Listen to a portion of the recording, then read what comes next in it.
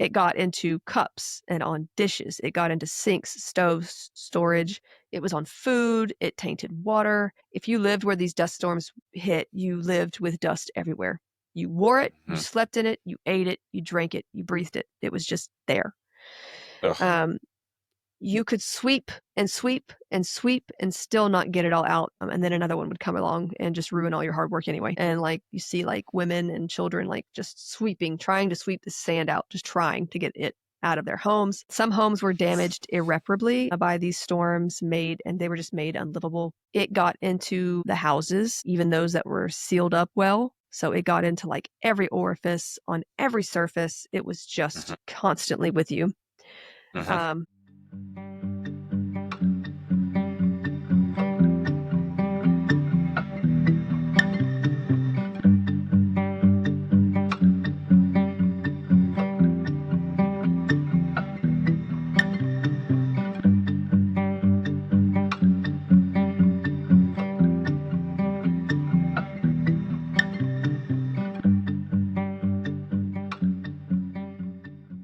Hello again, everyone. Welcome back to the Poisoner's Almanac. I am your co-host, Adam.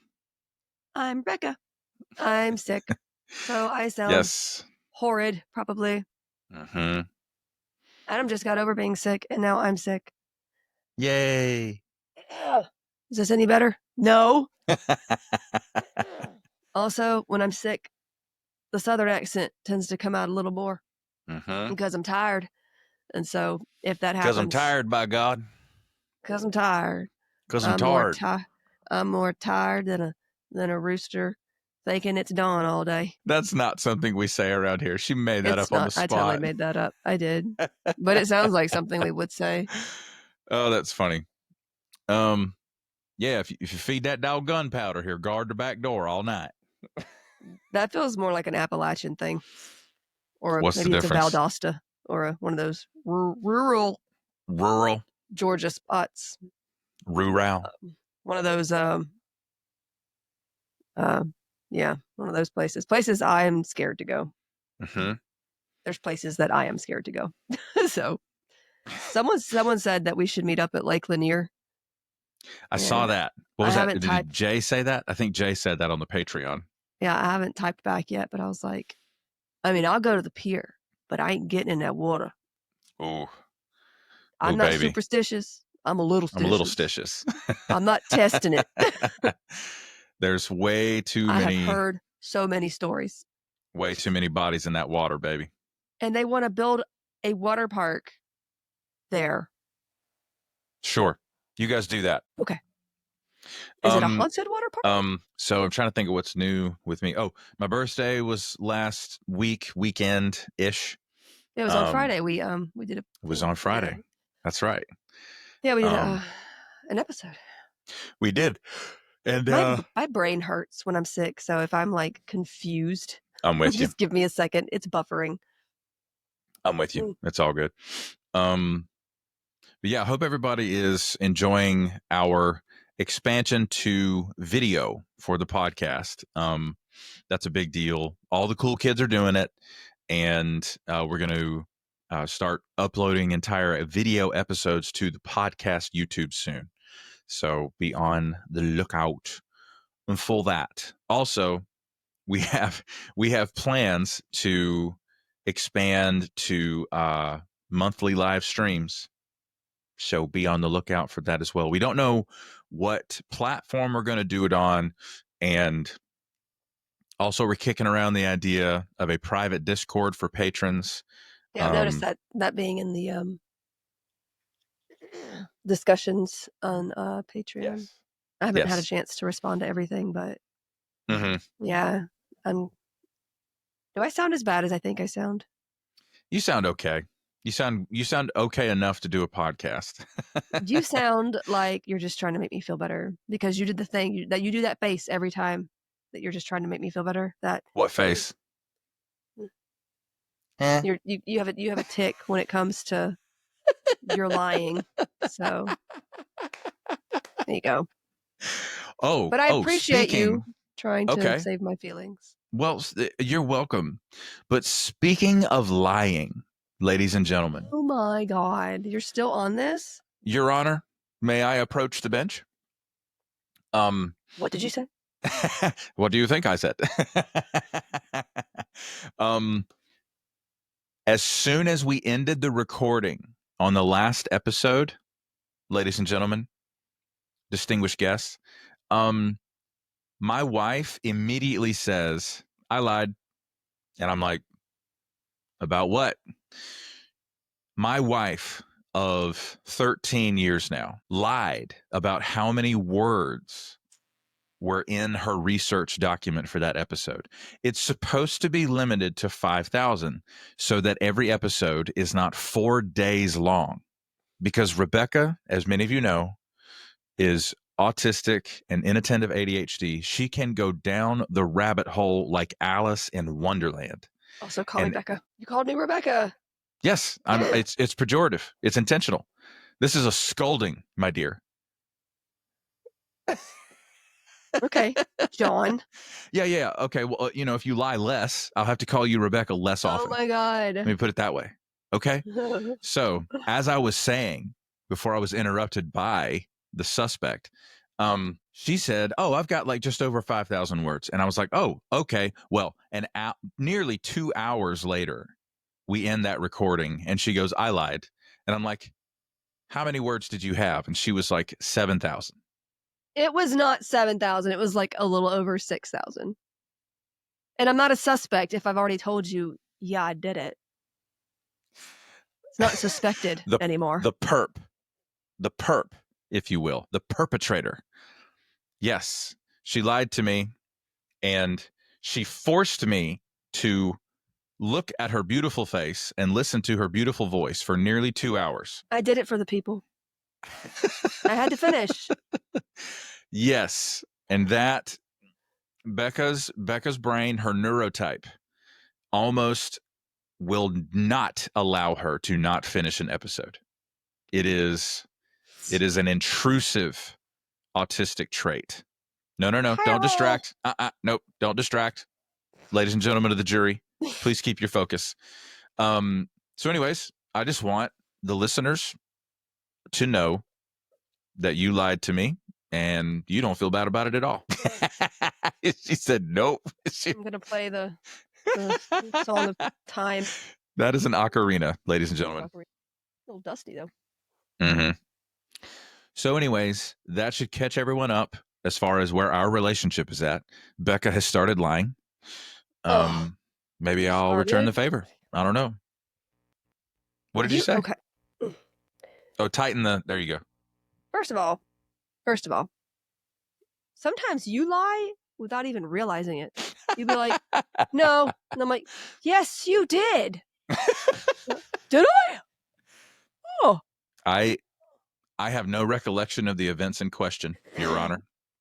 I remember everything. Well, that's not what this case is about. So there's that. Mm-hmm. I mean, I told you later, so technically it's not like a lie. It was more of a... You told me you told me directly after because your guilt was getting to you. Yeah, well. And you never would have known. No, I'd have known. I'd have been like, how many words did you have? I would have asked you the next day and been like, would you? Hey, yes, Rebecca, I would have. All right. Do you want to make out? No. Okay. You're sick. Never mind. I'm going to make out what your problem is. That's pretty good. Okay. Yeah, it's not fair. I'm sick. So I'm sick. No, it's not. And I hate it. It's out, buddy. I hate it for you. Story time. I escaped a religious cult 7 years ago. Without going into too much detail here, let me just say it was an extremely difficult journey. My mental health spiraled downhill, and I thankfully had enough presence of mind to seek out a therapist to work through what was going on with me. My therapist helped give me context to all the wild things I had walked away from. He was kind, patient, and guided me through what my new normal might look like. I had never had healthy boundaries in my life. Therapy helped show me that, as a result of being in a cult or a high control group, I had never fully become my own person. It's a shocking thing to learn at the age of 32. I learned how to communicate to the people around me what I was going to do, and more importantly, not do with my time, energy, and resources? BetterHelp is the sponsor of this episode, and they're on a mission to make starting therapy easier. BetterHelp is a platform where therapists and their clients can communicate effectively and get the most out of therapy. There's a journal inside the platform for personal reflection, and there are group sessions on a number of different topics available every day. Starting therapy is easy with BetterHelp. Fill out a questionnaire, and you will match with a therapist in as little as a couple of days. One of the best features of BetterHelp is that if the first therapist doesn't feel like the right fit, you can easily switch to another one until you find someone you really connect with. They carefully make sure therapists on the platform are well qualified, and their customer support team is there to help you if you have any questions. With over 7,000 reviews and a 4.5 rating on Trustpilot, BetterHelp is a platform you can trust. If you're struggling and think you'd benefit from a therapy session, go to betterhelp.com/almanac or choose the Poisoner's Almanac during sign up and get 10% off your first month of therapy.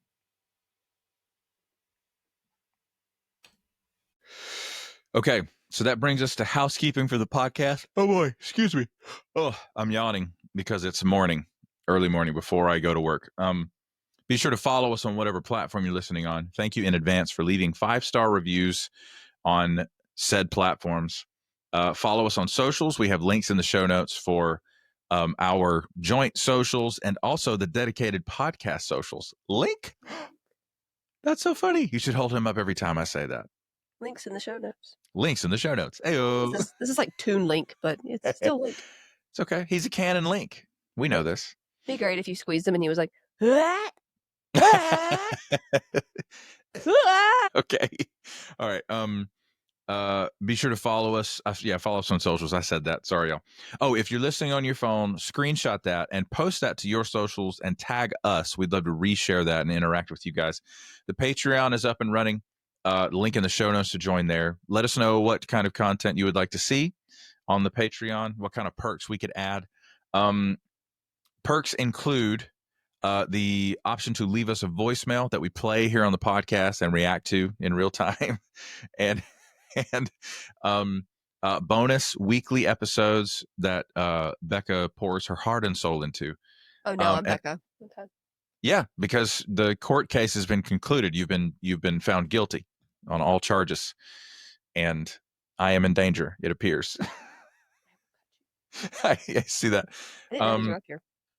Also, patrons get shouted out on the podcast by name, and they are as follows: 87 Pens Girl 71, Mara Santiago, Kate the Fairy, Grace Lahan, Genevieve, Nahev Shatrit, Jay Went, Inken Hafner, Kiri Yorsek, Tay of Sunshine, Monique, Shane R., Sue Steves, James Mills, Megan Geiler, Liz B., Willie Wolf NZ, Mama G., Nicole Rivers, Richard Miyako, Heather Nolan, Kaylee, Sasha Rubel, Maya Shostak, Maggie's Yarm, Ogre the Viking, Lynn Rocket, Brett Moser, Zaid, Neil Houdini, Nicole Crane, Jefferson Vargas, Carbon Q, Sarah G., Knittin Ninja, Estar, Olive Octopus, Betsy Rich, Terrorsaurus Hex, T-Bug, Christine Moljadi, Morgan Brittingham, Blau Frosch, also known as Clara Jurisons, Vix, Anne Maria, Carl Ziegler Jr., Clyde, Jennifer Wilson Richter, Macaulay Sterling, Too Fidgety, Wendy G., Elena M.K., Vilma Anderson, Caitlin Martin, Pungrammed 101, Minnesota SPT, who has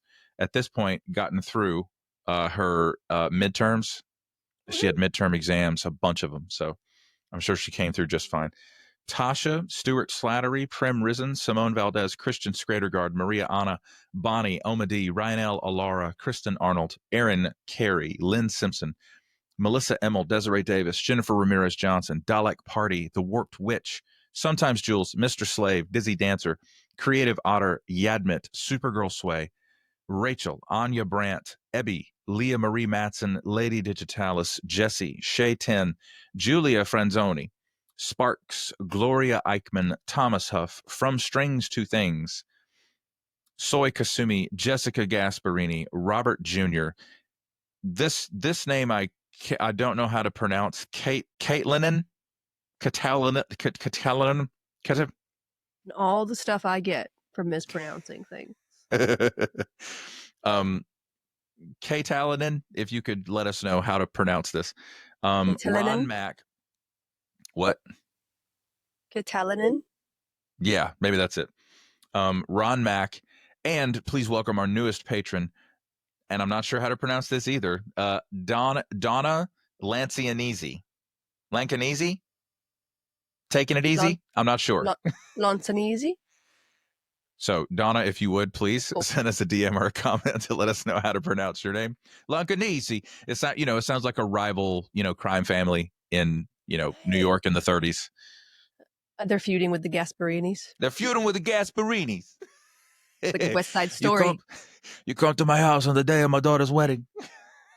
I wish I had a name that was harder to pronounce, just so I can like watch people stumble over it and be like, this is so much better than small talk. Rebecca Prestafaripo. And I would tell them the wrong pronunciation every time just to mess with them. So like somebody 100%. over here would call me something different than this person over here. I actually get called different names though. My name is Becca or Rebecca, if you Rebecca, will. But, some might say. I have a problem with Rebecca only because like when I was younger, like my mother would say it in such a way that sounded so scolding, and now every time I hear Rebecca, it sounds scolding to me. It's like a weird Pavlovian situation, Okay. I guess. Okay. But yeah, like people have called me. I get Rachel a lot, and I get Jessica a lot. I mean, Rachel's close. As the R, I guess. But Mhm. yeah, but like I've had people just call me that, and I'm like, I just don't correct them because it's like I feel bad correcting people because, but I don't feel bad correcting people when it's like a fact. But when it's my name, I'm like, Never mind. whatever, I don't care. So All right. yeah, Send us questions or contact suggestions with a DM or a comment on any of the socials, Patreon or otherwise. And now we will play a voicemail from the legendary Sasha. Let's do this. So I guess voice messages have been missed because there weren't as many in the last week, so I just thought I'm going to make another one. I really love the sound of your voices and this general podcast. I just love it. It really helps me a lot. And I want to make everyone think about or just somehow share the situations where this podcast has really helped you, because I already told Beck about this on Instagram. I got a tattoo for like 4 hours, and I was just listening to your voices. I got like through 2 or 3 episodes, and I'm like, oh my God, this really hurts very badly, but like, I'm gonna listen to you. And it just made it so much easier somehow. And I really don't know why, but like, the topic and just knowing your voices and the community is just super soothing to me.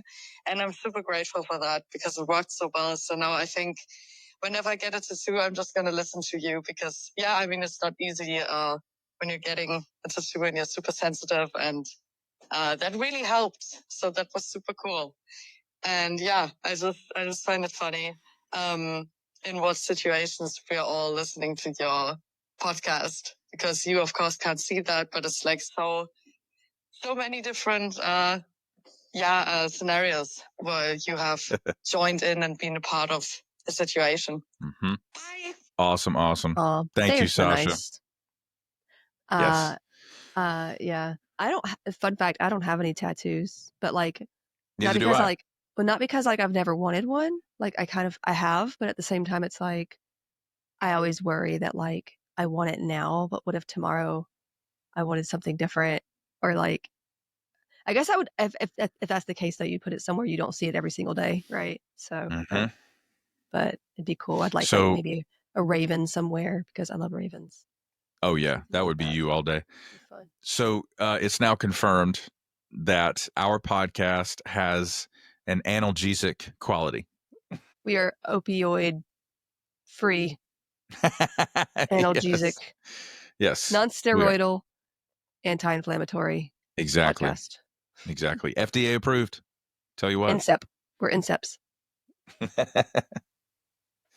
All right. So that will bring us to today's subject, my dear. What are we getting into? Well, as you know, I spend a lot of time thinking about the past for whatever reason. I mean, I think about past events in my own life. God, I sound like I've been like smoking 12 hours straight. I swear I haven't. So, like ruminating is a problem for me over how awkward I usually am, but over conversations or, remember that thing you did when you were exactly 23 years old? That was so embarrassing. Remember that? And like everybody saw it. Oh my God. Thanks, brain. Anyway, so yeah, but history too. I think a lot about like parts of history that I wasn't a part of. And I like to think about where certain holidays or phrases or ideas or even like activities and like things come from.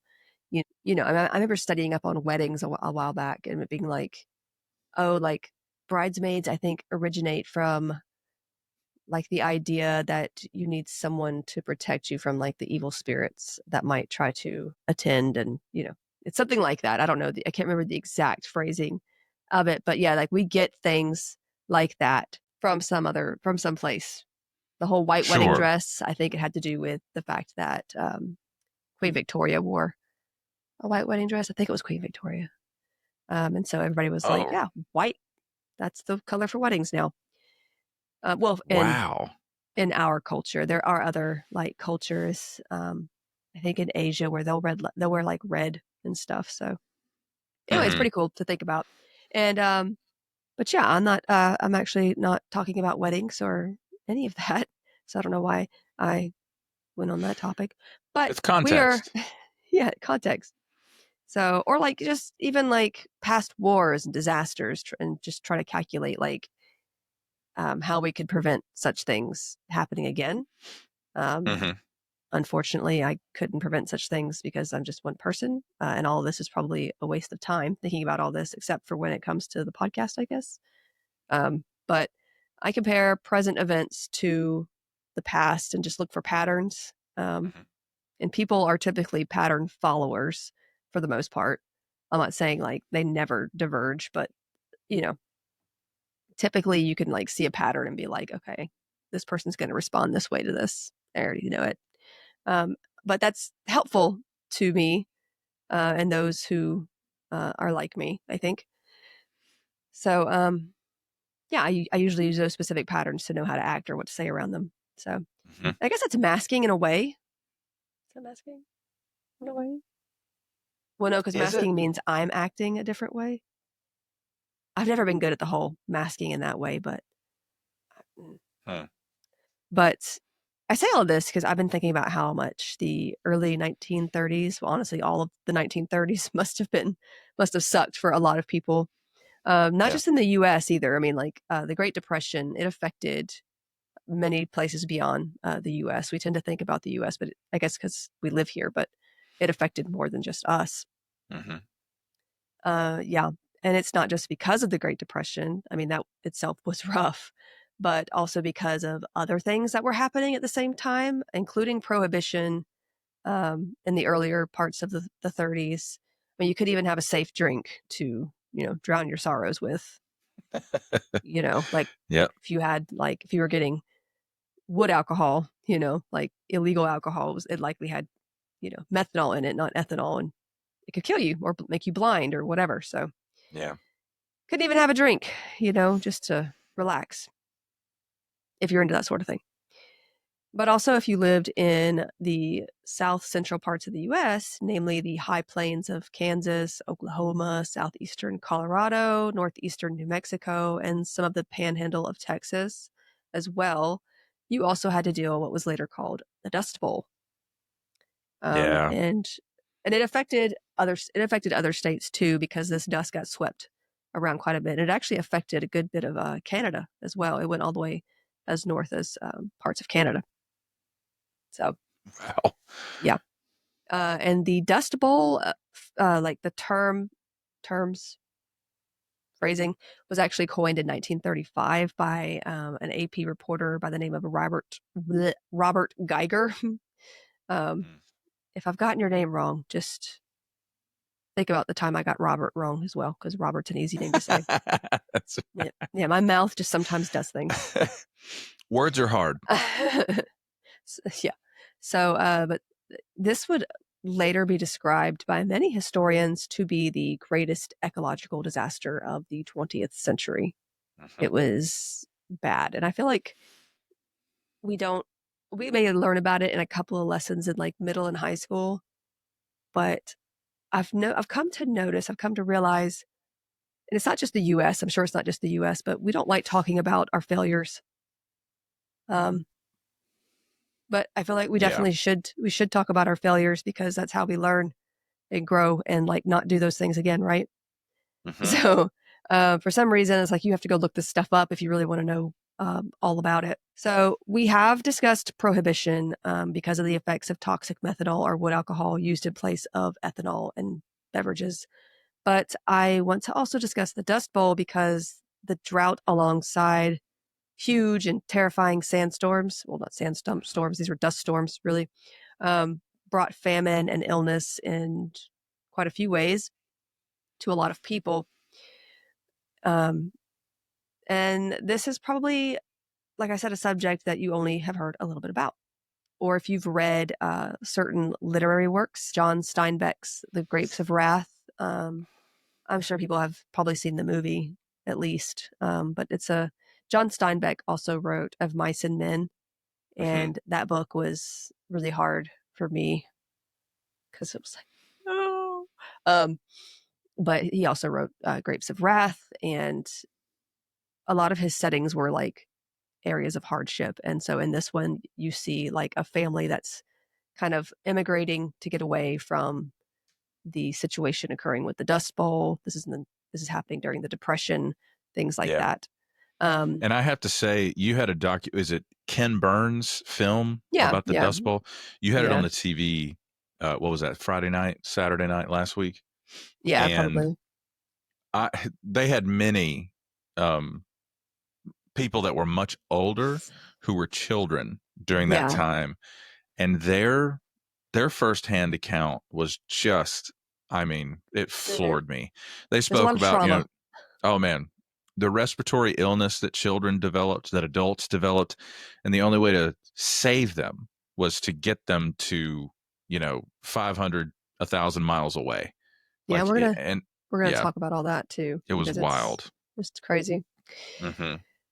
But and there's other books besides The Grapes of Wrath that at least mention this time period and this kind of disaster. Yeah, but like I said, it didn't just happen to the plains of the U.S. This was also a problem in the prairie regions of Canada, mainly Manitoba, Saskatchewan, and Alberta. Yeah.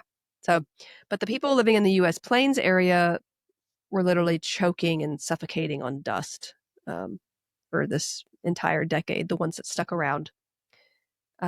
There were some who died of this suffocation, and others died of something called dust pneumonia, which we're going to talk about. There were others who took their own lives as a result of the droughts, famine, financial crises from like the Depression and the Dust Bowl going on, because like you're already in a depression and now crops are failing left and right. You're in the middle of a drought as well. It all happened at like the same time. You've got this major drought hitting right at the time a depression has hit.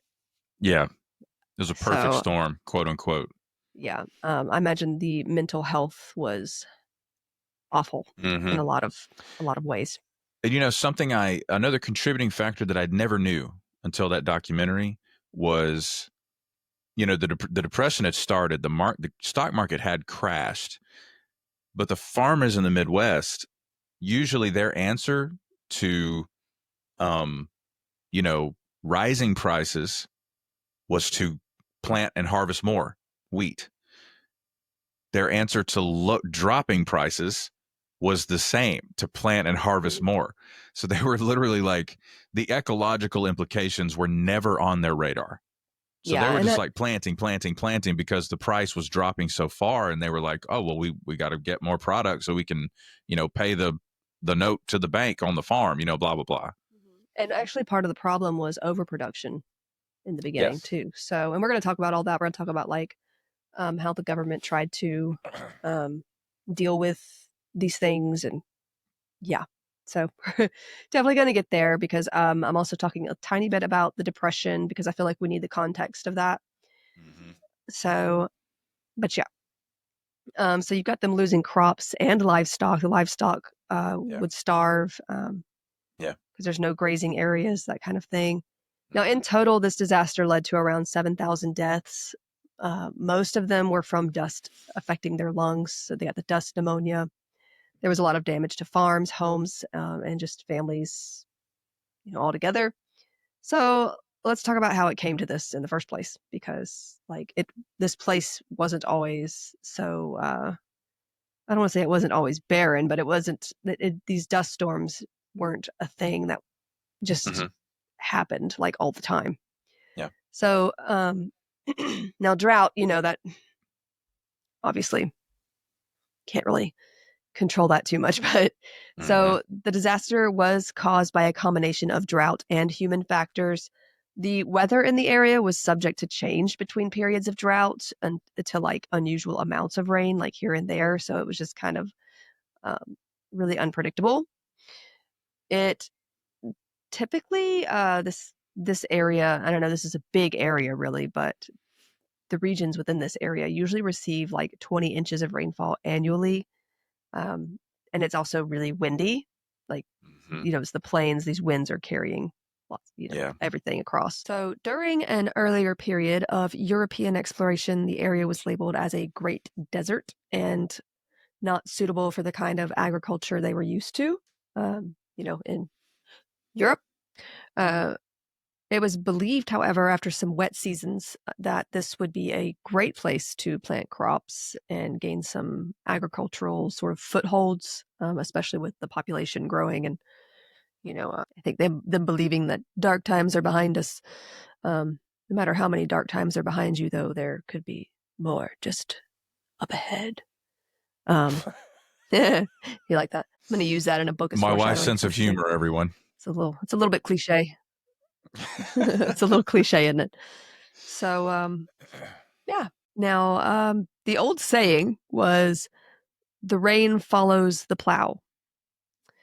And it was this sort of superstition because people really did believe it. It wasn't just a saying. It was like, well, if, it's kind of like that whole, like, if you build it, they will come idea. But for like climate, if we plow it, the rains will come to us. Like, cause really? And I don't know if it like stems from the whole religious situation of like, what's it like when it's like, if you,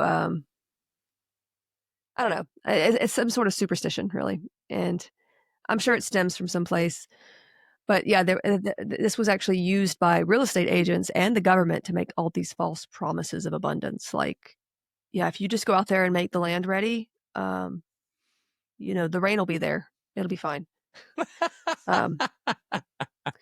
So amazing. I can't imagine magic. why the stock market crashed. I don't know. Wow. Yeah. So, and it wasn't just the drought. The drought was a big part of it, but there were other issues too we're going to talk about. So, yeah, many people believed this, and so they were like, and these were some of these people were like people who'd never done farming before.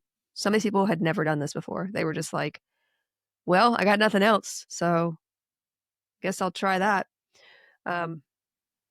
Yeah.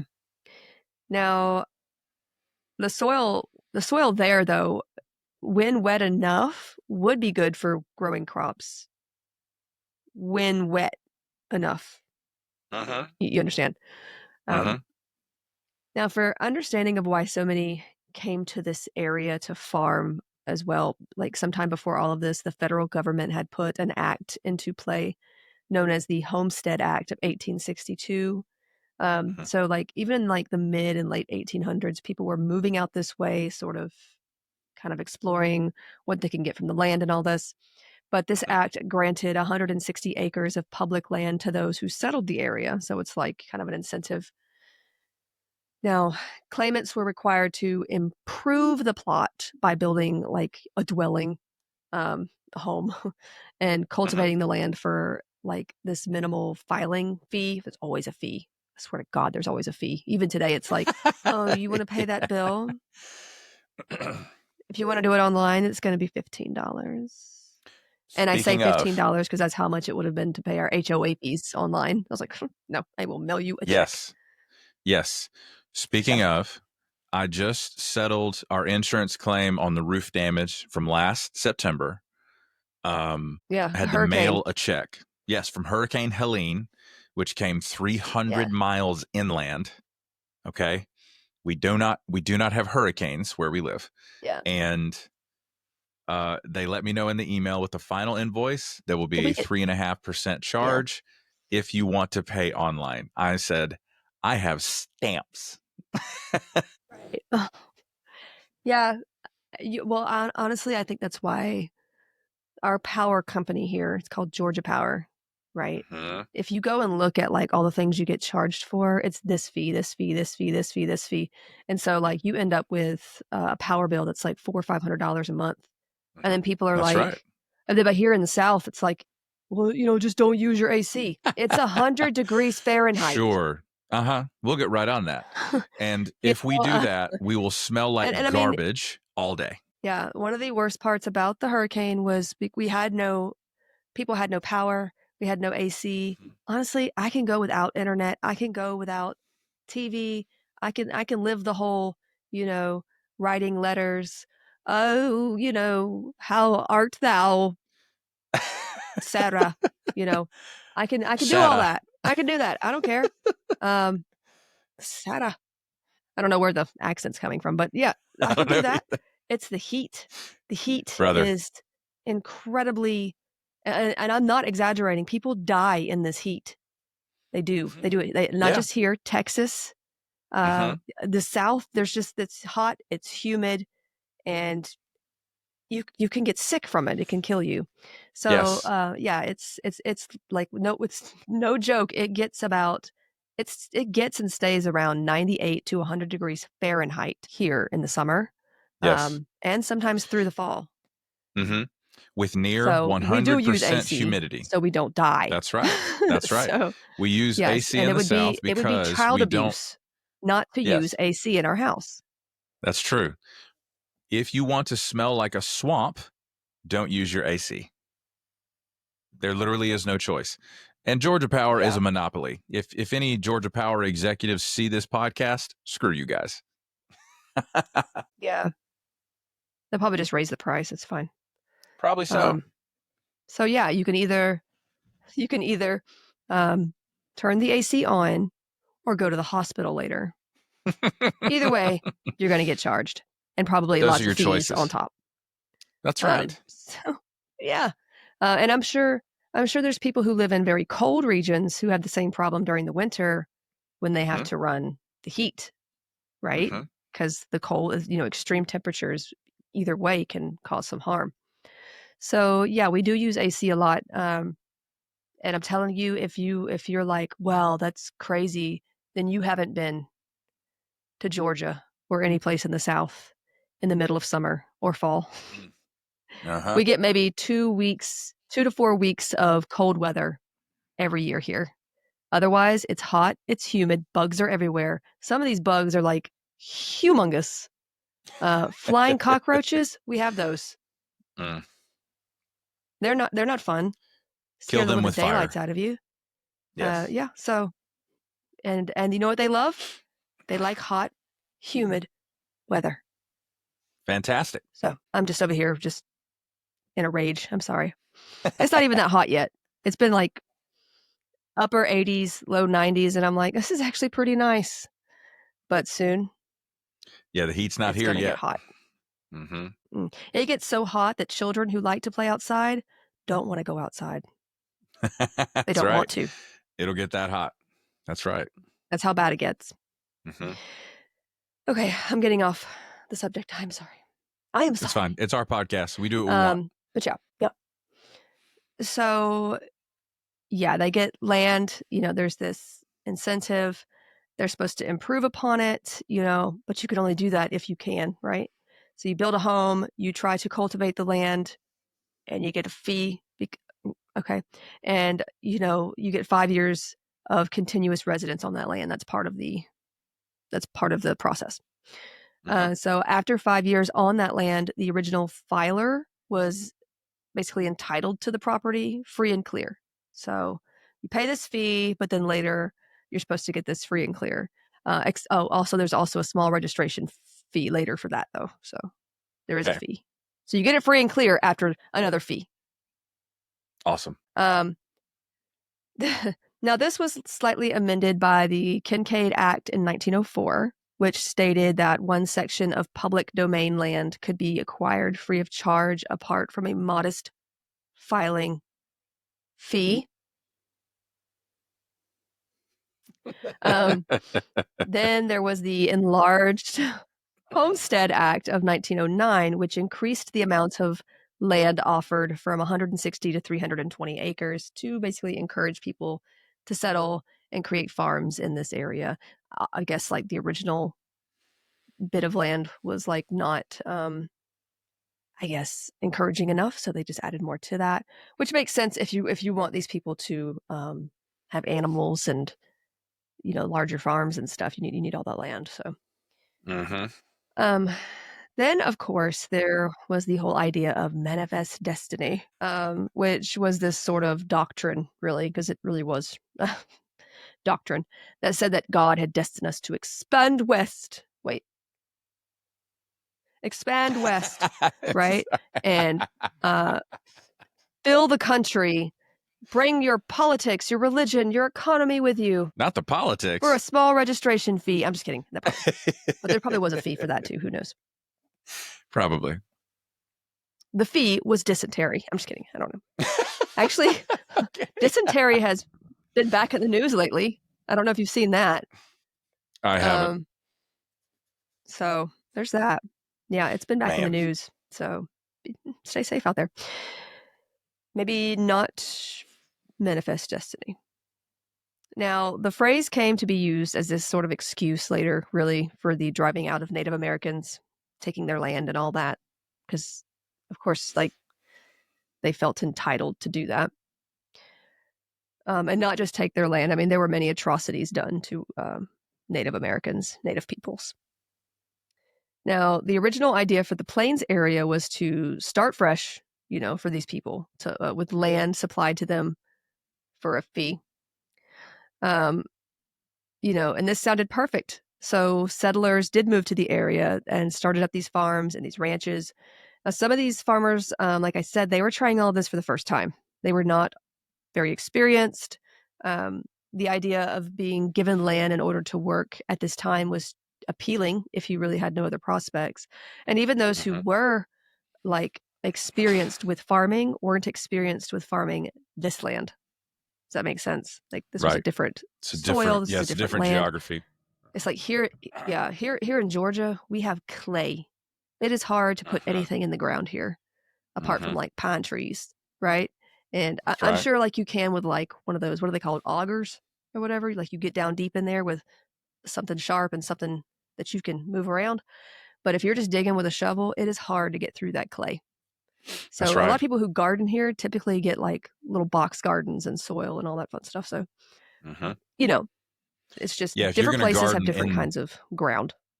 Yeah. If you're going to garden in the soil here, you have to work with it. You have to get the pH right. My parents' property, that soil was tended by my grandparents before them. And my granddad knew how to use lime and prepare the soil over time. It's some of the best soil you're going to find in this entire area, but only because it's been conditioned over time. Oh, and they also have equipment. Like your parents have a little bit more equipment when it comes to being able to work that land too. So yeah. So during the time of World War I, prices and demand for wheat were pretty high, as you can imagine. Now, by the end of the 1920s, however, crop prices were decreasing pretty fast. Machinery prices were higher at this time, though. Like there was new machines being made, new kinds of tractors and such.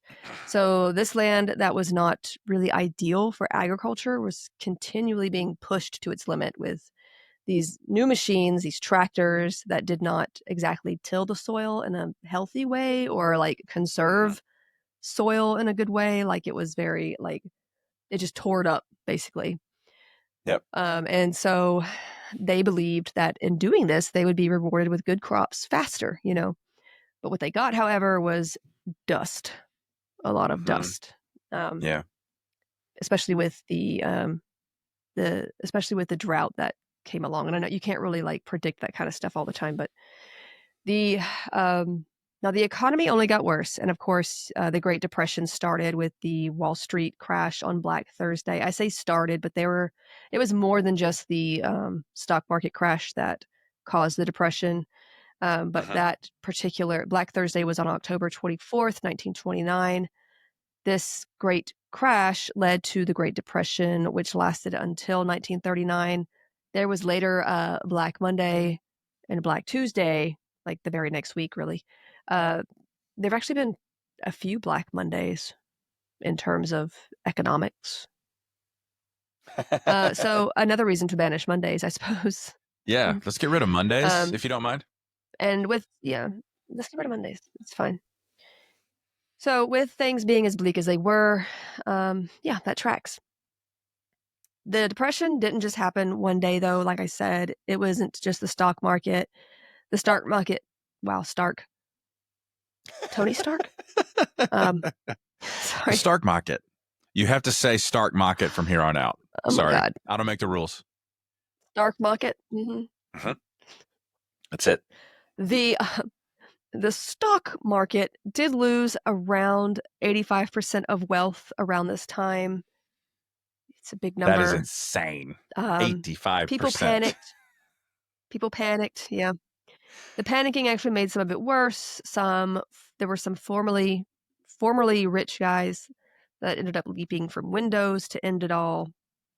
This didn't help confidence in the economy either. You see all these like rich people who have like lost hope in the economy. You're probably going to too, because you're like, well, they know what they're doing, and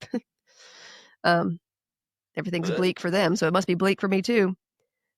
So then the banks failed, and part of that was due to panic as well. They had been lending money to those in the stock market, these banks as well. Yeah.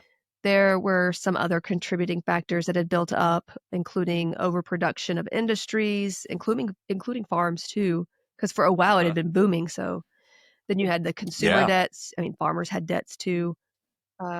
Agricultural issues, overworking the land, a complete loss in the faith of the economy, basically. Oh, and tariffs. Yeah. Specifically the Smoot-Hawley tariff. Which I don't think we're really taught about that much of. Well, Ben Stein taught us usually about when you it learn in about the Ferris Great Bueller's Depression, Day it was Off. like stock market crash. Yes. Yeah, usually when you learn it in school, though, it's just like, well, the stock guys got some things wrong. And then, boom, depression. Nobody really asks, like, wait a minute, how did it come to this? But yeah, a tariff was another contributor. So yeah. And this this tariff made agriculture from other countries more expensive, so that Americans would buy from local farms. Like it would give them more of an incentive to buy locally. Oh yeah? Which sounds nice. Yeah. And that's what local farmers wanted, obviously. But this resulted in retaliation and tariffs, as it always does. And no way. Yeah, some blamed Herbert Hoover. Hoover the was vacuum guy blamed quite a bit, and he did pass the tariffs. No. Also, there's a difference between Herbert Hoover and what's the other Hoover? Not the vacuum guy though. Herbert J. Edgar Hoover Hoover. and J. Edgar Hoover. There's a difference. J. Edgar Hoover was FBI dude. Herbert Hoover was this guy we're talking about here. So he did pass the tariff. It failed horribly.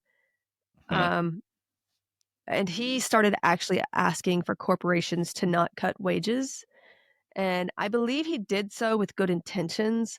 But so like instead of cutting wages though, like people were just laid off, because if they didn't cut wages, then some people had to go.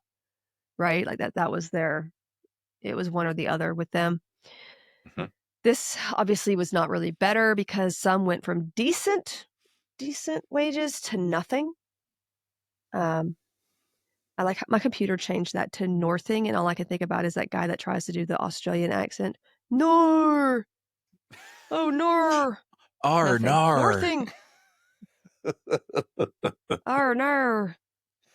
But yeah, so wage income for workers who were lucky enough to have kept their jobs still fell from like a good 42.5% between 1929 and 1933. So either way, Brother. wages fell. But yeah, Hoover would later be criticized as a president who was just economically wasteful and a poor communicator.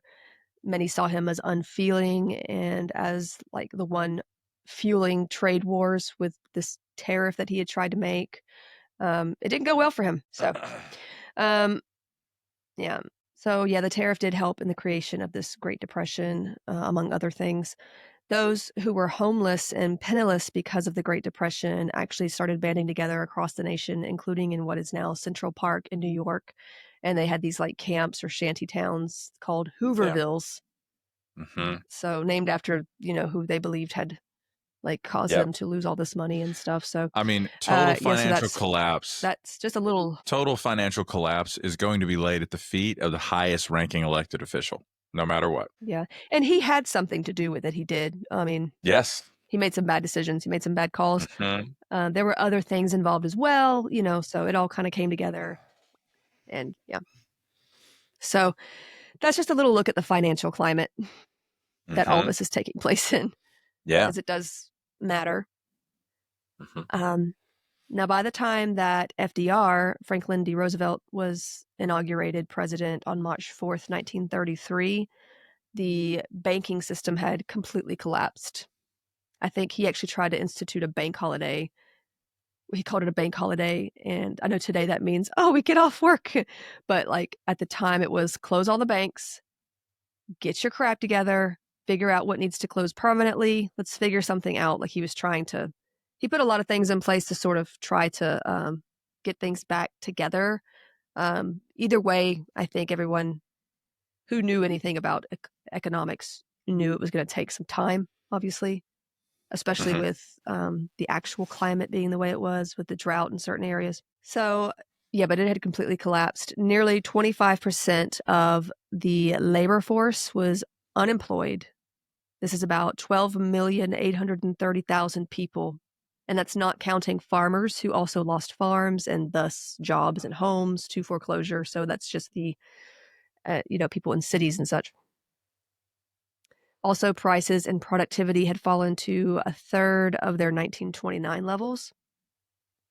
Reduced prices and reduced output resulted in lower incomes and wages, rents, dividends, and profits throughout the economy. So, like, the economy is complicated like that. Like, an increase in wages will likely lead to also an increase in the cost of things. But lately, I feel like what we've seen is there's been an increase in cost of things, but wages hasn't moved. So, brother. Yeah, that's been a problem. That's been a problem.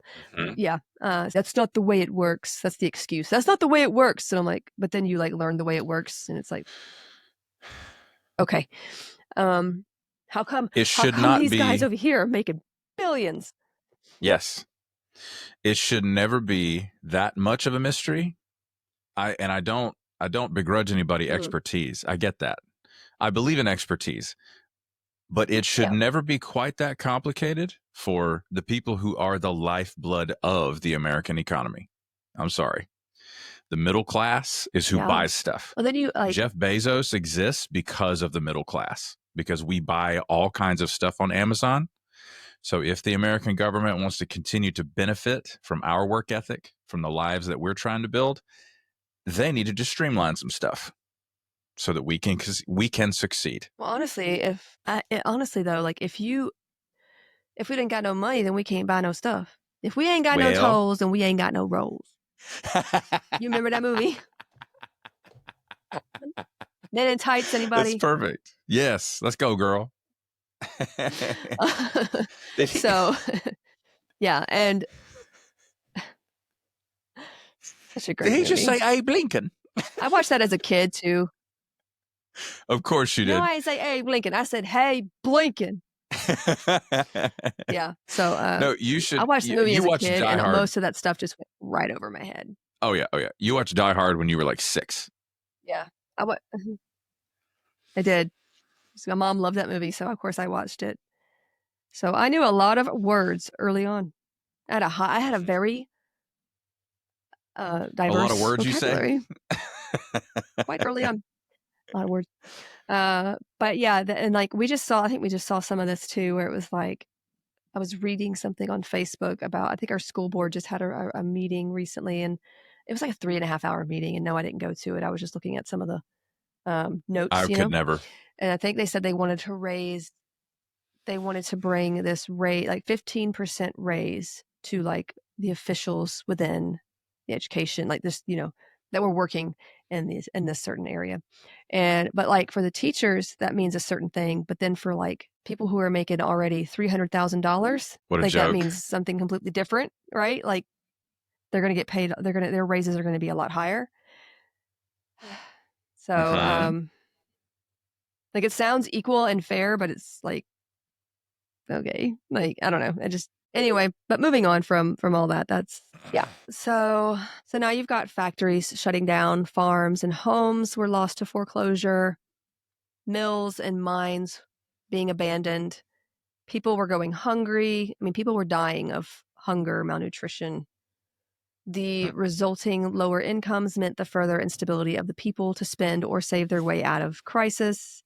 So this is just perpetuating the economic slowdown and just this never-ending cycle. And it's like we said, like, we ain't got no tolls, we ain't got no rolls. So we ain't, if we can't buy anything from these people, then they're going to be blaming us. Well, people aren't like buying things and like giving us more money. We ain't got no money to buy the things. So like, what you want us to do, right? Yeah. It's just this cycle of bad economy all around. And so this decade was really about, okay, how do we get out of this?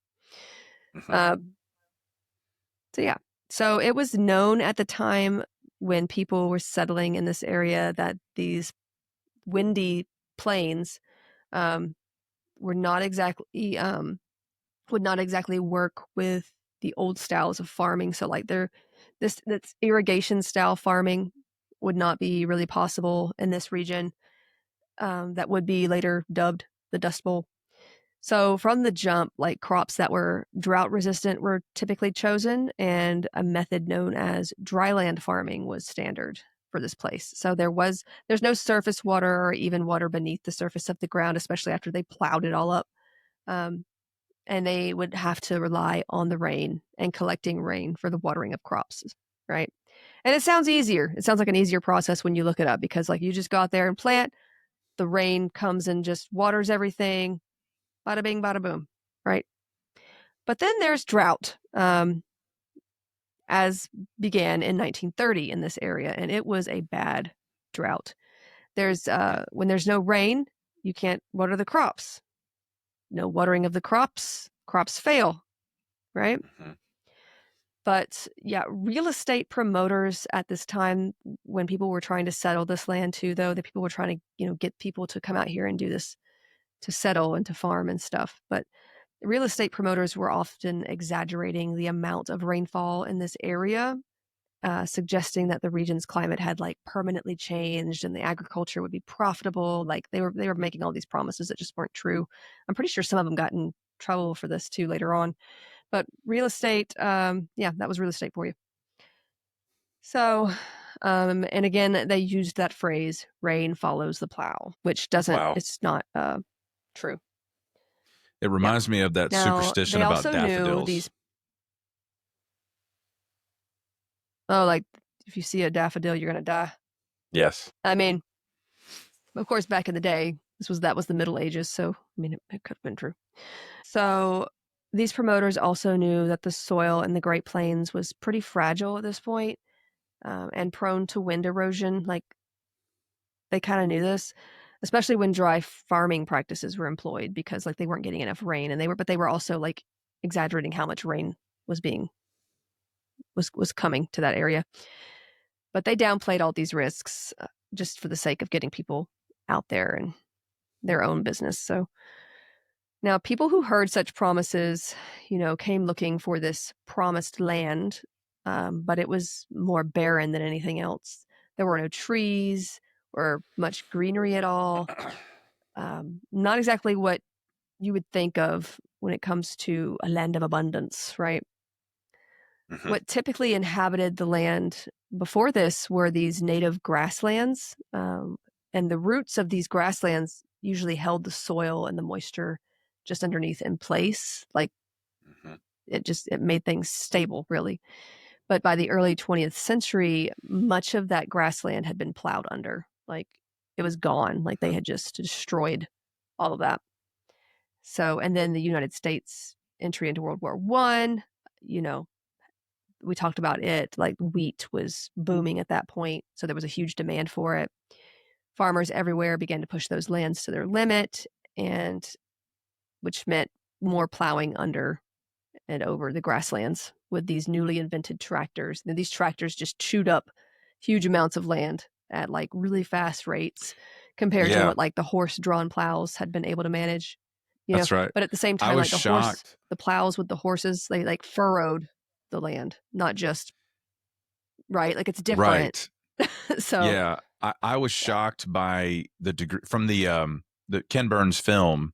There were some still photos of, like a main tractor in the center, and then like how like geese fly in a V-shaped formation.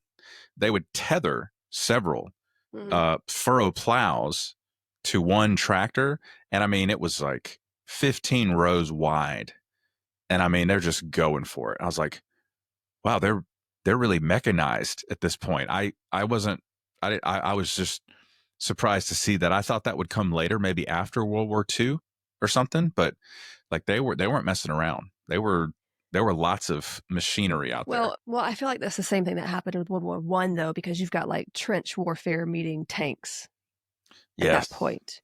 Like World War I was like going up against a tank on horseback. It was That's right.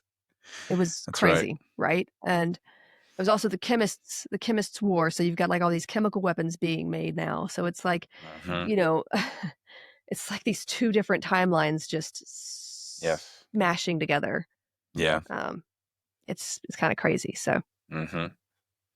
And yeah, so this hard and fast treatment of the land had a detrimental effect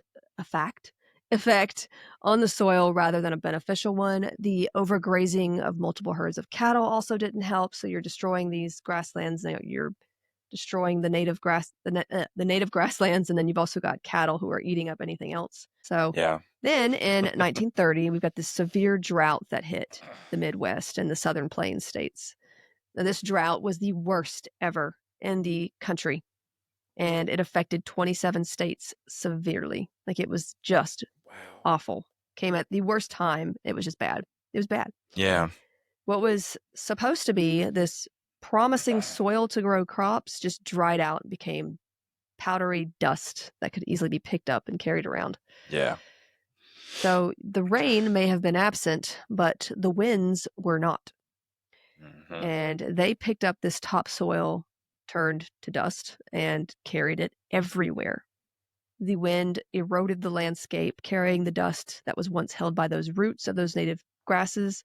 And by 1934, an estimated 35 million acres of formerly cultivated land had been rendered useless for farming. It's amazing. Another 125 million acres, an area roughly 3/4 the size of Texas, was just rapidly losing topsoil. Then came the full-out dust storms.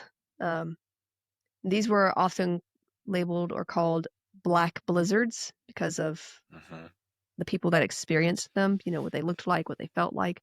And these terrifying storms were essentially these high winds that picked up the dust and carried it over towns, carried it over into people's homes, even worse, into people's lungs as they breathed. There was no getting away from them. So the agricultural land most affected by the Dust Bowl was about 16 million acres of land in Texas and the Oklahoma Panhandle. However, other states such as Arkansas or to the east, and South Dakota to the north, so it was a big range, were also affected. Areas affected extended further up into parts of Canada, as I mentioned. So yeah, there the drought had similar effects up there. You got failing crops, you got the dust storms, you've got pests, and we'll go over what kind of pests in a minute. This was also a place where a lot of migrants had come to settle the land only to end up with this dust. So they had like nothing before coming here. It has been suggested that nearly 750,000 farms were lost in Canada between 1930 and 1935. In Canada? And a majority of them were in Canada, yeah. Wow.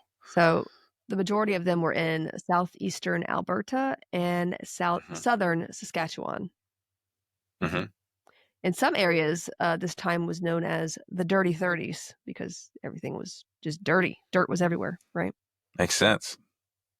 Literally. Now, before discussing the dust storms in more detail, let's talk about the effects of the drought and crop loss, besides the wind erosion, because that was a big deal at the time too, obviously. Mm-hmm. The drought meant no water, right? Obviously. And the dry and dusty soil was unable to produce anything. Now, between 1930 and 1940 to 41, the Northern Plains suffered 4 of their 7 driest calendar years since 1895 at this point. Man. Kansas suffered 4 of its 12 driest. And the entire region south to West Texas lacked any period of above normal rainfall until like record rains hit again in 1941. Wow. In Boise City, Oklahoma, that's how I heard this guy say it. My first instinct is to say Boise because it's spelled the same way just like as the spelled other just like Boise, Idaho. city. Yeah. Yeah, it's spelled just like that. So if Boise is wrong, for anybody living there in Oklahoma, I'm sorry. This man told me it was Boise. Sorry. Correct me. Feel free to correct me because it just feels wrong to say it that way. But if it is, it is. Now, but in this particular city, there was less than 10 inches of rainfall or precipitation in the year of 1935. That would be the official definition of a desert. And this particular city was actually considered to be the central part of the Dust Bowl and where they had it the worst. That makes sense. Okay. There was widespread and devastating crop failure and no more grazing pastures for livestock. Cattle and pigs just wasted away and died of hunger and thirst. Many, especially calves, were also killed by the dust storms, choking them and blinding them to sources of water anywhere. The milk retrieved from cows was often brown because of the amount of dust that they had ingested. It was bad. So because of the dust they had ingested? There was no getting away from it. Even like if they either by the dust storms themselves, like forcing it in, or trying to eat what there was nothing. So they're eating, brother, the dust. I am shocked by that. Now, with the loss of vegetation in the area also came the abundance of pests looking for anything else to eat. Jackrabbits, like hundreds, thousands of jackrabbits, grasshoppers. It just grew in population, and they invaded these farms looking for anything that might be growing because they're hungry too. And the people would literally have to beat them to death. It was pretty awful. But you got to do what you got to do to live, and it's just whatever. Now, in 1933 to 1935, the livestock and farmers' debt situation became so bad that the government offered to buy cattle from these farmers and ranchers and pigs, the price varying among size and condition. This was through what was known as the Drought Relief Service, done under the New Deal legislation. We'll talk a little bit more about that in just a second. And this program ran from like June of 1934 to January of 1935. The average price given out for cattle was like $4 to $8 per calf, $10 to $15 for yearlings, and then larger cows, bulls, and steers sold for like $12 to $20 a head. Yeah. So now those in the worst conditions, the cows, which was more than half collected. I mean, like if you could see the old pictures and videos, these cows were skin and bones. Mm-hmm. They would be pulled together in like a mass grave of sorts, shot and then buried. It was awful. There's like there are like older people now who would talk about seeing this as children, and it was just terrible, just terrible. And these were like their Wow. livestock, so it's not just like, I don't know. I feel like when you raise an animal, it's more to you than just. Yeah. I don't know. I couldn't do that part of farming, I guess, because like I'd be like, no, these are all mine, and they will all live forever, right? Yeah. That's just how I am. And children will But bond with an animal, whether it's livestock or not. They'll, call it by name, and that animal may have been a source of comfort to them in the most difficult time that they've ever seen, even to this day. And then they have to basically sacrifice that animal so that the family doesn't starve. It's just, it's gruesome. And most of this meat went to waste, if there was any meat on them anyway. But yeah, they're not because they're sick livestock too now. Yes, they're not doing this because they're going to take them to market. They're going to put them. They're going to dispose of them. No. Yeah. Yeah. Now, others that were seen as marketable were taken for slaughter, but like more than half were just destroyed and buried that way. Mm-hmm. And we're talking about like not just older cows, we're talking about calves too. I mean, like, it's just terrible. Yeah. But they're also starving. I mean, yes, they're suffering too. I mean, it's a really hard thing. Yeah. So yeah, the government ended up buying off about 8.3 million heads of livestock, and paying out about $111 million in total, made in like payments to struggling farmers and their creditors. Mm-hmm. I mean, and it honestly just made a dent, if anything. But this was their way of getting rid of starving cattle and helping the farmers to not go into foreclosure. I said the same was done with pigs. This was done to more than 6 million pigs. Most of that meat going to waste as well, as it was considered bad to eat. But the idea was to deplete the supply of livestock to make the demand higher and raise the cost to boost the economy, at least for like agriculture's sake, at least for those who could afford it, I guess. Now, there were actually a lot of programs under this New Deal put into place to help the economy and those struggling, including several banking or bank relief acts, the creation of federal credit unions, the Social Securities Act, the Soil Conservation Service, the Prairie States Forestry Project, and the Federal Emergency Relief Administration. There were more than these, quite a lot, but let's not get too sidetracked because there's a lot of them. Yeah. Now, there was also the Agricultural Adjustment Act, which offered incentives to farmers not growing basic crops. So, like, to drop the supply of basic crops like corn, cotton, milk, peanuts, rice, tobacco, and wheat, so that they would raise demand and prices for those. Right? They're trying to like jumpstart this economy again. So these programs, while very helpful to most farmers, have also earned quite a lot of criticism for discrimination, now that we know about how some of them went. Yeah, it was later reported that small tenant farmers, or those of color, really were not given such incentives or options. So, like at this time, many farmers of color, you've got like Black farmers, they were like the tenant or sharecrop type farmers. And many of them were actually forced to leave farming altogether. The act itself had no discriminatory language in it, but it did overlook Black farmers and sharecroppers in its operation. The whole process had to go through a county extension office. Sure, there was a fee there too,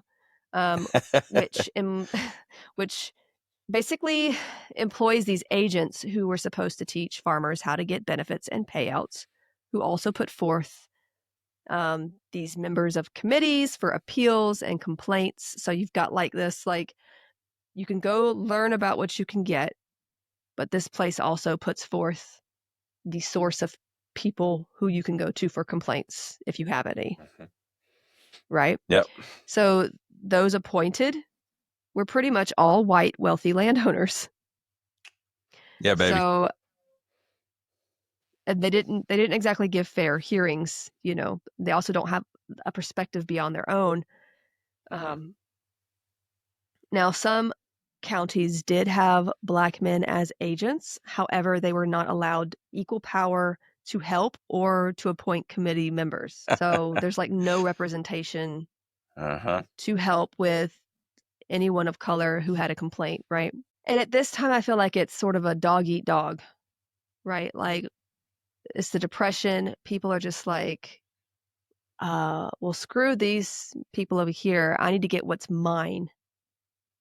Right? There's not as much, you're not going to see as much compassion or generosity. Like there are some outliers, I feel like, that do stand out who were trying to help others, who were trying to help the poor, but unfortunately not a whole lot. So payments were also given to landowners. So mainly, if not all, white people at this time, landowners, those who could afford land, those who are allowed to own land, depending on where you live, that kind of thing. Many of those landowners did not pass down any sort of payment to sharecroppers or tenant farmers, so they're not seeing any benefit from this. So that's the story. Terrible. There. It might not have been discriminatory in language, but there also wasn't any language that kept discrimination out of it. Does that make sense? Of course not. So let's talk dust storms, because these I feel like are what people remember the most from lessons on the Dust Bowl, because they were freaky, they were scary, terrifying, crazy.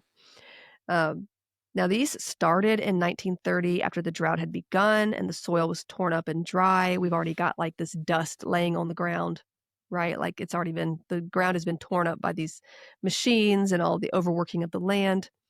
Now, the first recorded dust storm occurred on September 14th, 1930. Unlike a sandstorm, which is like this brown, red, orange, colorful, like they just kind of like, So unlike that, like these dust storms were pitch black and they just darkened the sky as they rolled in across the ground and would look like these huge dark waves, right? Like they're like a million freaking Dementors coming to your town. And it probably felt like that kind of dread too. Like, what a great explanation. Like, what does Ron say? I thought I'd never be cheerful again. Like that's about right. How you probably felt seeing these. That's right. Yes. Yeah. But according to those who experienced it, these are like people who shared their experiences later. Once upon you, this dust was so dark and thick, you couldn't see a hand in front of you. It also created a lot of static electricity. Like it was enough to short out a car. And that part's fascinating. Like if you, it could knock someone unconscious if they happened to like shake someone's hand or touch another sort of conductor, sort of like it was a high level of static electricity. Yeah. Well, somebody in the documentary, they mentioned, which makes sense. Yeah. Somebody in the documentary mentioned that they were walking toward their car and they were just about to reach for the door handle and they visually saw the electricity arc off of the metal of the car and to their hand. Like that's a big charge. Yeah. It just had to be terrifying. And it was labeled as an oddity of nature at this time. This was the first one, this was nothing like this had ever happened before on this scale, at least, right? So, but by 1932, dust storms of varying severity became a more common occurrence in some regions. Another major dust storm occurred November 11th, 1933. This one started farther up north in South Dakota, and this just began a series of just worsening storms over time. Between 1932 and 1933, the number of these dust storms jumped from 14 in one year to 28 the next. And these are just what we have, like, I think, recorded in different states. Like, it's hard to find like a full number of how many were here this year, how many were like, because this is like a decade long sort of situation too. Yeah. Some were more mild than others. Then there were the ones that were described as the black blizzards. The year after like 1933, so like 1934 and on, the dust storms grew not so much in number but intensity. So on May 9th, 1934, the biggest one yet blew 350 million tons of topsoil and silt across the plains, and all the way past Chicago and as far as New York, Boston, and Atlanta. Like the East Oh my Coast, essentially. God. Just like there were reports of people in New York like with like dust in their faces and just all over the place, right? That is crazy. The storm actually lasted, it lasted 2 days, and the wave of black dust rose up to 10,000 feet high. It was basically a wall of thick, intrusive darkness. So even some ships that were 300 miles offshore, the East Coast, like they were able, they got dust on their decks from this. That is insanity. Yeah, approximately 35 million acres of formerly cultivated land had essentially been destroyed for crop production. 100 million acres of crops had lost all or most of their topsoil, and another 125 million acres of land were rapidly losing said topsoil. So, and just a little off topic, for your information, FYI, Florida and sometimes Texas actually gets sand/dust from the Sahara Desert pretty often. Like it gets swept on these air currents over the Atlantic Ocean, and but yeah, Wow. it's a pretty consistent thing. There's actually like during certain months, and it's actually tracked by meteorologists and reported for those who may be sensitive to it, like if they have asthma or chronic lung diseases, something like that. So it's just interesting to know that there's sand in Florida from the Sahara. I mean, So in terms of description, these storms were huge, billowing clouds, thousands of feet high, that rolled in and just buried whatever was in its path. Houses were buried in this dusty sand, some to the windows and even to roofs. Like you can look at some of the pictures from back in the day. They're all black and white, of course, but like the houses, like here's the roof, and like sand is just like right, like it's just there. Yep. And like you see like women and children like just trying to sweep the sand out, just trying to get it out of their homes. Some homes were damaged irreparably by these storms, and they were just made unlivable. It got into the houses, even those that were sealed up well. So it got into like every orifice, on every surface. It was just constantly with you. Yeah. It got into cups and on dishes. It got into sinks, stoves, storage. It was on food. It tainted water. If you lived where these dust storms hit, you lived with dust everywhere. You wore it, you slept in it, you ate it, you drank it, you breathed it. It was just there. You could sweep and sweep and sweep and still not get it all out. And then another one would come along and just ruin all your hard work anyway. So it was even in the snow that fell in places like New York. Like there was colorful snow, like in places. That's crazy. Snow's not supposed to be colorful like that. No. Now, I for one love to see the ocean, to see it, and mainly like at the state parks where there's not hotels right there and it's just you and nature. I like those beaches because usually they have less swarms of people, and it just feels better to be at a beach where it's like protected against such things. I don't know, like I just don't like being surrounded by infrastructure when I'm on a beach. But and South Carolina actually has a lot of those beaches that are protected by state and as state parks and all that. So, but sand has always been problematic to me. Always. I remember throwing fits when I was a kid because like I would try to get it off my hands. And it's like I liked being there, but like trying to get it off my hands, and then like you just can't get it off. And That's right. like even if you go and try to wash it off, like at in the ocean, that just made it worse because now your hands are sticky and there's like something else there. I guess like salt and some of the sand is still there. It's just awful. This made them feel even more gross. But yeah, so this like soft, silty sand, this topsoil, it gets everywhere and it's hard to get off, like short of showering, which these people would not have had like access to for the most part at all, unless they're like underneath a big thing of, just pull and then but even then it's going to get back on you. So So the situation just sounds like a nightmare to me for so many reasons. The sensory situation alone sounds like a horror movie. I mean, you're basically getting sandblasted, right? Yeah. The scene of one of these like massive storms coming your way likely like looked like a horror movie too. Then, like, when you think you've cleaned enough, you eat something and crunch. Sand, right? Ugh, the itchiness. that sounds awful. Just think of the itchiness. So obviously this is nothing compared to how sick it made people. Right. Like if you already had a respiratory issue like asthma or chronic bronchitis or anything like that, if you were like, some people are born with pulmonary issues, with lung issues. But if that was the case, then the dust basically the dust was forcing itself into your airways and lungs, and it would exacerbate these issues. So there was something they called dust pneumonia. Children and the elderly were the most affected by this, as they could easily die from it.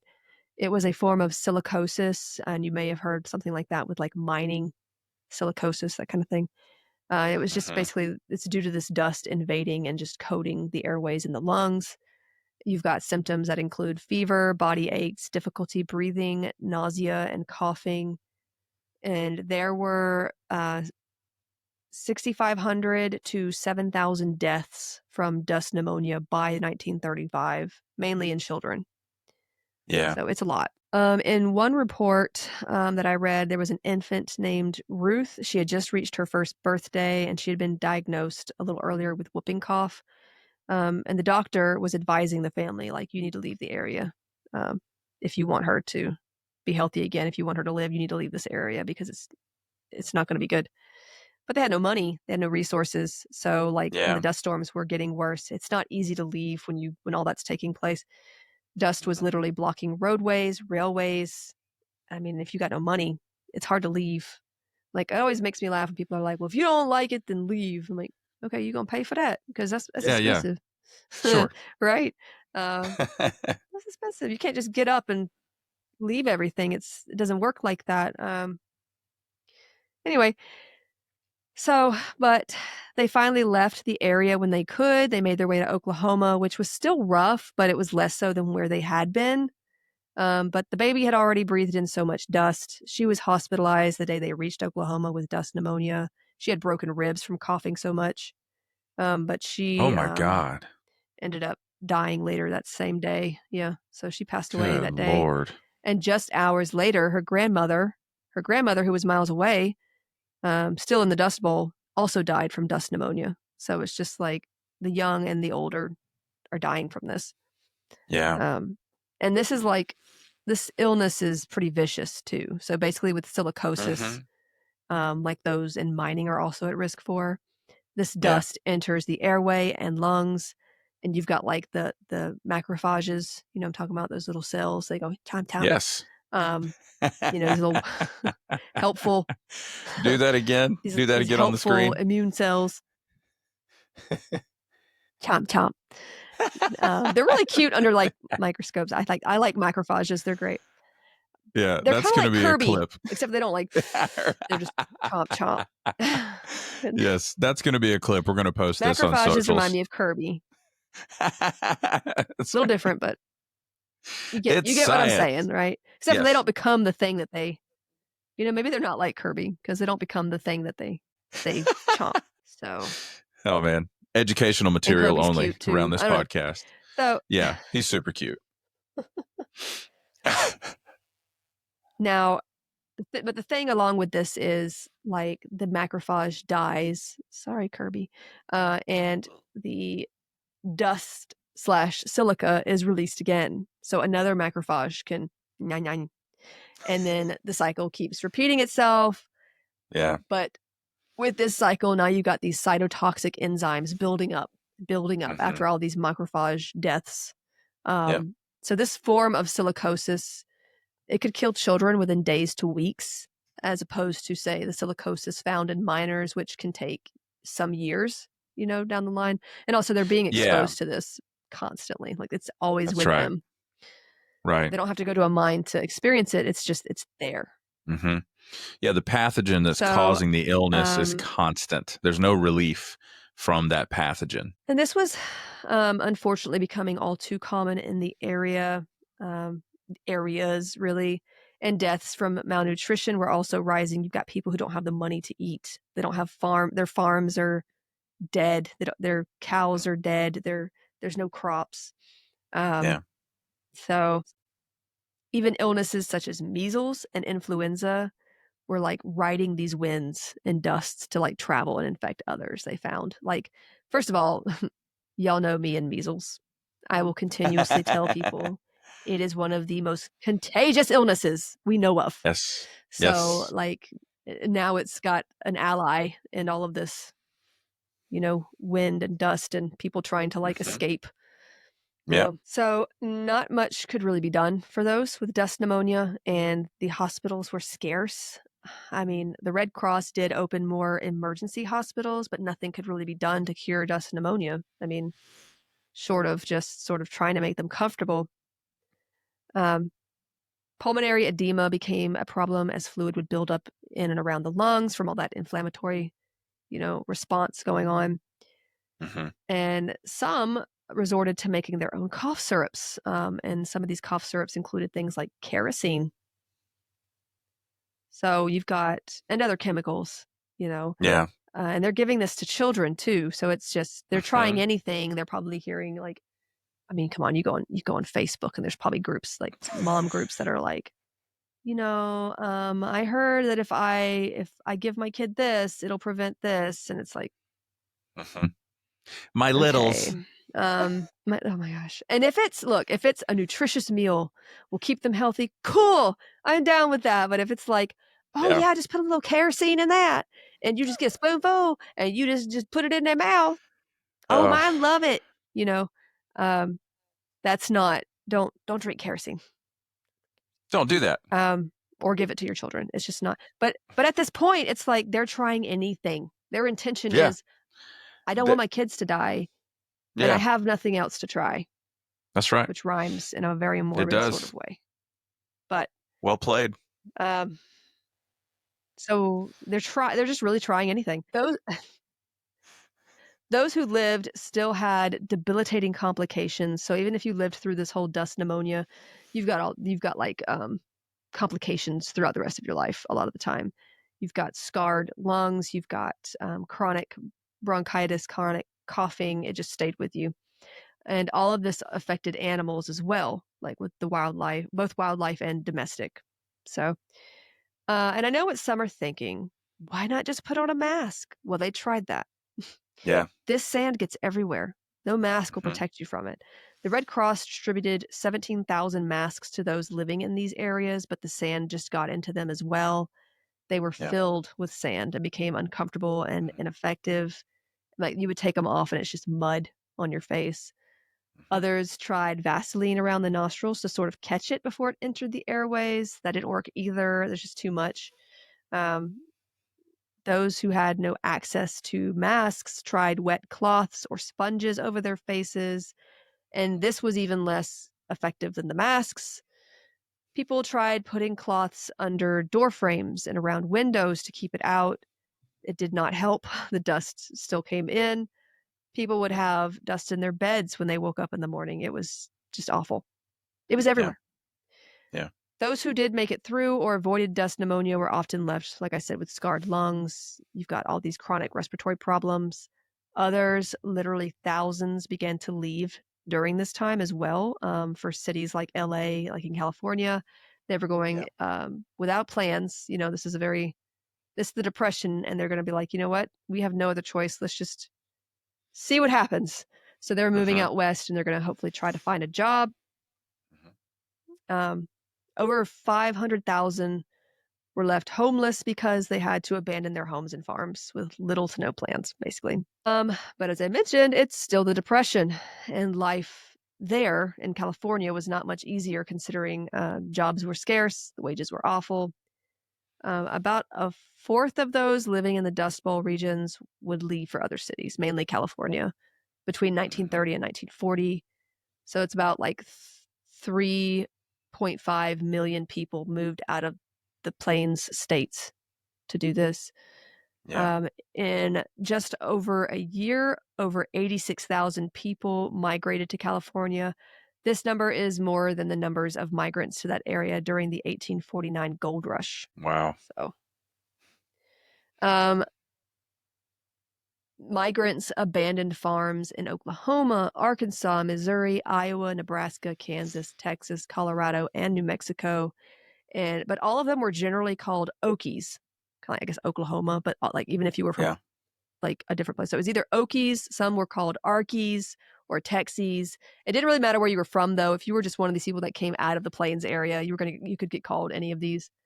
And these were not terms of endearment either. No. Kind of the Okies and Arkies came to be standard in the 1930s for those who had lost everything and were struggling the most during the Great Depression. About 1/8 of those in California today have heritage from those who fled the Dust Bowl. So it's interesting to think about now, I guess. Some did go back to those to those farmlands like after the Depression, but a lot stayed. I imagine if you were in that place and you left, like the memories alone would keep you from going back, probably. I would want to leave it behind. The amount of PTSD. Yeah.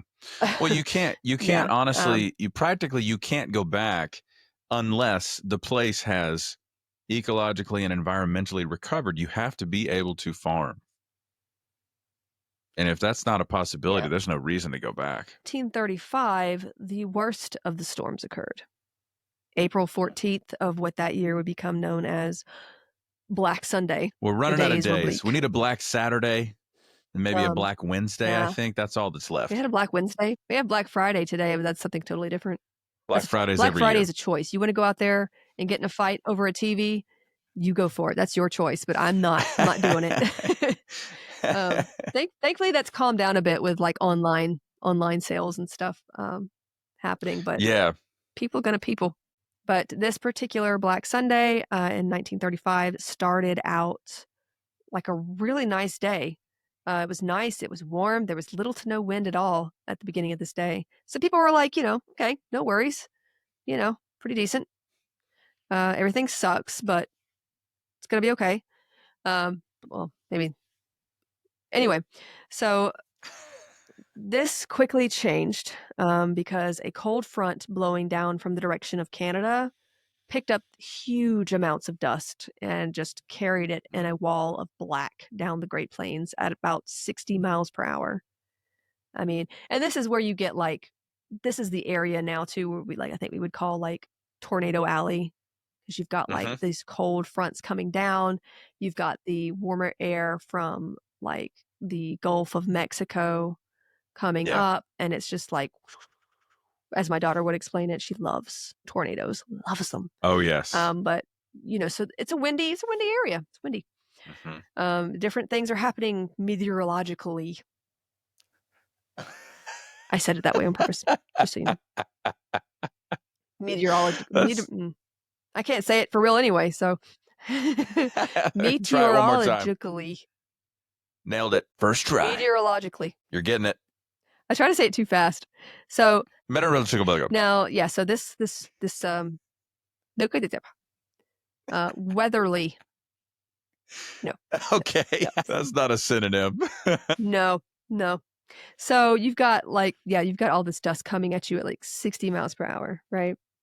The storm first hit the Oklahoma Panhandle and northwestern Oklahoma before moving south. And then it hit Beaver, Oklahoma around 4 p.m.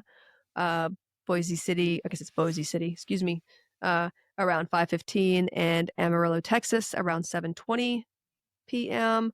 The conditions were most severe in the Oklahoma, Texas borders right there where the Oklahoma Panhandle and all that is. But the storm's effects,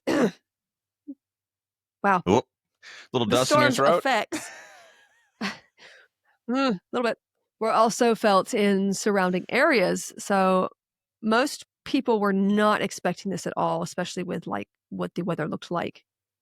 And I feel like back then too, it's not like you got people, you can't just look at your weather app, right? And be like, No. yeah, you're looking at the sky, you're like, okay, yeah, Yeah. yeah, this looks nice. This looks fine. I imagine at this point Mhm. that people are like, you know what, things are unpredictable here. But they didn't expect it. They did not see this coming. So that made things worse.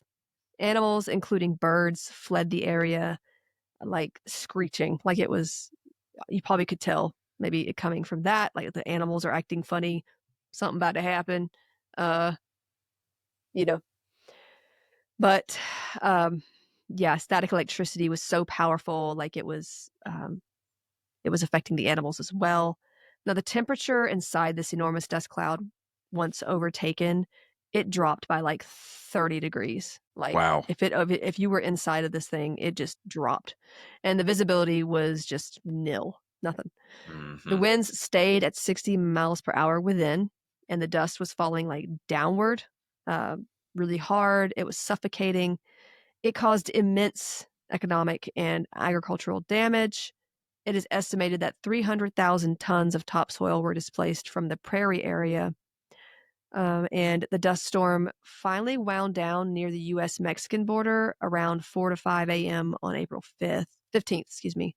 When all was done, this dust storm had covered an area about 800 miles long and 300 to 500 miles wide. Yeah. Holy cow. From central Nebraska to the Mexican border, and from Pueblo, Colorado to eastern Kansas. So mercy. Yeah. The storm just raged for hours. Several who encountered this storm believed it was the end of the world. And you've got a lot of people too who, they're just, church going, religious people, trying to run their farms, probably wondering why the heck are we going through this? And so a lot of them were like, this is the end of the world.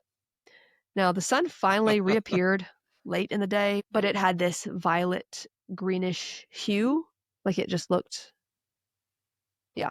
And That's so, weird. Witnesses said it looked like a bruise. It looked like the sun looked Well, like a bruise at this point, is what they it said. reminds me. Which It probably reminds me felt of that that way. passage. Yeah, it reminds me of that passage. The sky will be turned to darkness, and the moon will be turned to blood. Who could have not thought about that scripture? Right. Yeah, and if that's what. Yeah, and a lot of what is taught to children too is from the Bible, right? And so it's Yeah. that had to be terrifying. But this storm left behind tons of dirt and dust that just engulfed homes, cars, livestock. 20 deaths were reported in Kansas alone from dust pneumonia and dust suffocation. The total amount of deaths is hard to know, for sure, but there were definitely more than these. It was after this dust storm, however, that the government initiated more programs and acts to proactively stop more dust storms from happening. Roosevelt ordered the Civilian Conservation Corps to plant the Great Plains Shelter Belt. It was this huge, belt area of more than 200 million trees from Canada to Abilene, Texas, to sort of break the wind, right? Because Wow. I feel like many of us don't realize how important things like trees or those grasslands or native, Yes. just the native ecology or the ecosystem is for preventing like things like this from happening. So, and also to hold water in the soil and to hold the soil in place so it's not being picked up everywhere. The administration also began to educate farmers on soil conservation and anti-erosion techniques, including crop rotation, strip farming, contour plowing, so that the dust isn't just, the dirt's not just ripped to shreds and able to, and terracing. In 1937, the federal government began an aggressive campaign to encourage Dust Bowl farmers to adopt planting and plowing methods that conserved the soil. And this was apparently hard to do. There was a lot of, there wasn't much trust between these like rural farmers and the government. And so it was actually kind of hard to get them to do things differently, even though the things they were doing were not working. That's very strange. I don't understand how they could. I don't understand how they could preserve this skepticism when their lives have completely fallen apart. Well, they're probably thinking about the whole Hoover situation too. Like the government got us into. Yeah, but he didn't make it stop How raining. are they going to help? I don't know. It's just I know, but just think for a second, brother. You got to do something different. The government today also didn't create the hurricane, but there are people who believe the hurricane was made by the last administration. I don't know. It's the hurricane machine. They have a hurricane machine. I don't know. We all know this. The hurricane machine. Yeah, we all know. Sure, we all know this.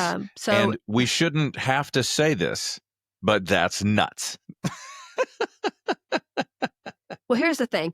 Like, if you don't believe in climate change and you don't want to, okay, but don't invent fictional machines that you can blame the crisis on. I don't know. It just doesn't make any sense.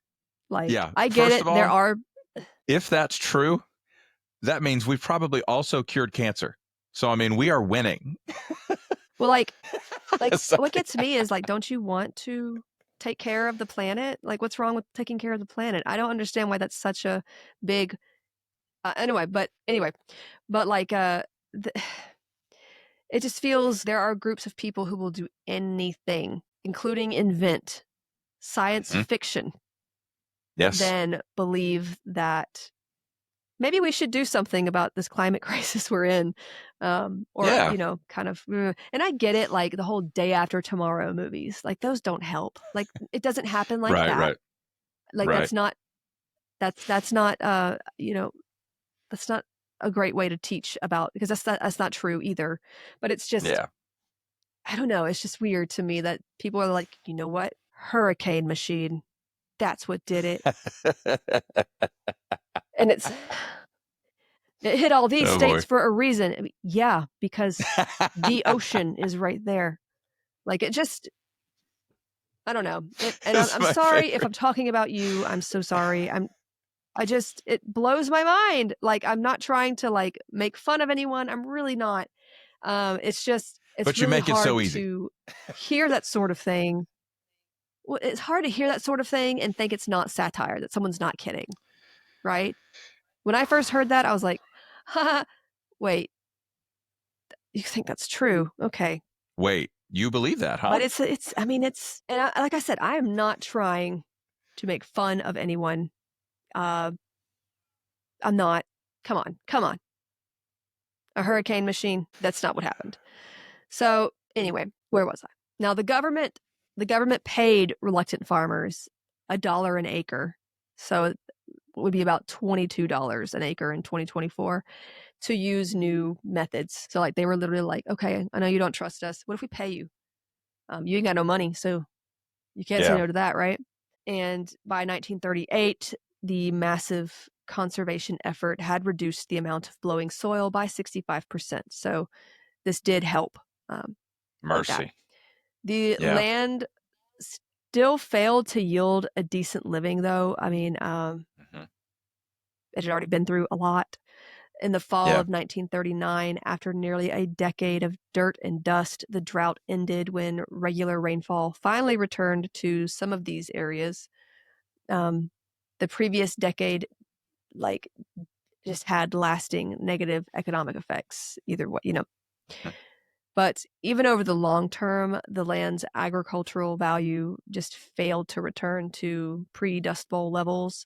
In highly eroded areas, less than 25% of the original agricultural losses were recovered. The economy adjusted mainly through large population declines in more eroded counties, so people not trying to live or farm in those areas, both during the 1930s and through the 1950s even. So, like, and I mentioned The Grapes of Wrath, by John Steinbeck earlier.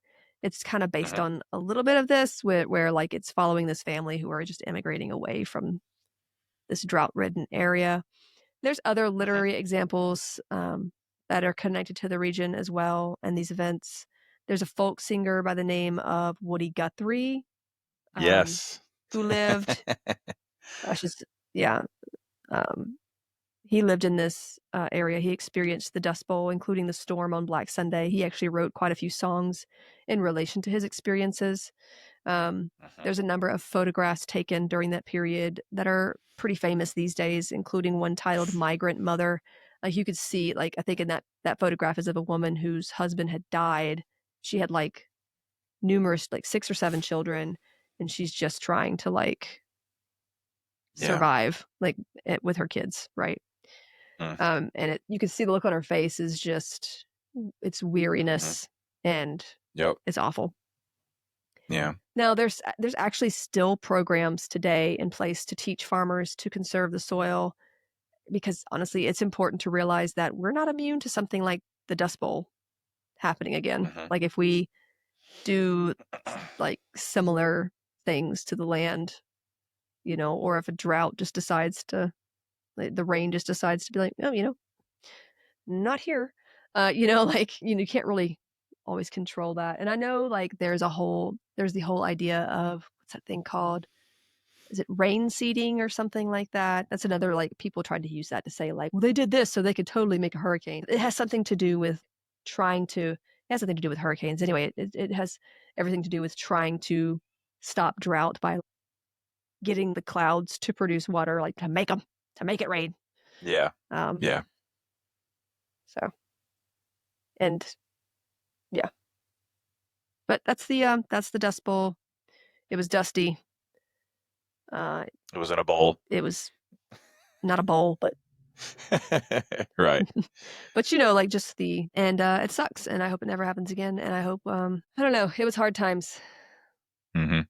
So, well, this is actually perfect timing to end right here, because I can hear our daughter screaming your name. So that is going to do it for this episode. What? So anyways, I couldn't hear you. What you want? You're hungry? Yeah. So are we. All right. You feel super tired. Thank you all so much for listening, and we will see you in the next one. Bye.